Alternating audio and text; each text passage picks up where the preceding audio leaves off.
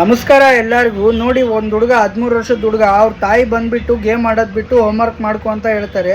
ಆ ಹುಡುಗ ಇಲ್ಲ ನಾನು ಆಮೇಲೆ ಮಾಡ್ಕೊತೀನಿ ಅಂದಾಗ ಅವರಮ್ಮ ಕೋಪನ ಮಾಡ್ಕೊತಾರೆ. ಅದಕ್ಕಾಗಿ ಆ ಹುಡುಗ ಏನು ಮಾಡ್ತಾನೆ, ಫೋನ್ನ ಹೋಗ್ಬಿಟ್ಟು ಹೋಗಿ ರೂಮಲ್ಲಿ ಡೋರ್ನ ಲಾಕ್ ಮಾಡಿಕೊಂಡು ಮತ್ತೇನೋ ಕೋಪ ಆಗಿದ್ದಾನಂತ ಅವ್ರ ತಾಯಿ ಅಂದ್ಕೊತಾರೆ.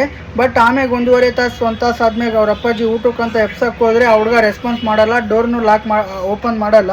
ಅದಕ್ಕಾಗಿ ಏನು ರೆಸ್ಪಾನ್ಸ್ ಕೊಡ್ತಾ ಇಲ್ಲ ಅಂತ ಓಣಿಲಿರೋರು ಒಂದಿಬ್ರಿಗೆ ಕರೆದು ಡೋರ್ನ ಹೊಡಿತಾರೆ. ಹೊಡೆದಾದ್ಮೇಲೆ ನೋಡ್ತಾರೆ ಆ ಹುಡುಗ ಸೂಸೈಡ್ ಮಾಡ್ಕೊಂಡಿದ್ದ, ನೇಣನ್ನ ಬಿಗಿದ್ಕೊಂಡಿದ್ದ. ಅದಕ್ಕೆ ಆದಷ್ಟು ನಿಮ್ಮ ಮಕ್ಕಳನ್ನ ಫೋನ್ ಕೈಯಲ್ಲಿ ಕಮ್ಮಿ ಕೊಡಿ. ಏನಾದರೂ ಇರಲಿ, ಚಿಕ್ಕ ವಯಸ್ಸಿಂದಾನೇ ಯಾರಾದರೂ ಹಠ ಮಾಡ್ತಿದ್ದಾರೆ ಅಂದರೆ ಫೋನ್ನ ಕೊಡ್ತಾರೆ ಫಸ್ಟು. ಬಟ್ ಅದು ಮುಂದೆ ಹೋಗ್ತಾ ಹೋಗ್ತಾ ಯಾವ ಲೆಕ್ಕಕ್ಕೆ ಯಾವ ಥರ ಎಡಿಟ್ ಆಗ್ತಾರೆ ಅಂತ ನಿಮಗೆ ಗೊತ್ತಾಗಲ್ಲ.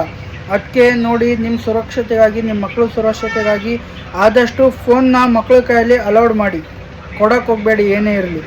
ನಮಸ್ಕಾರ.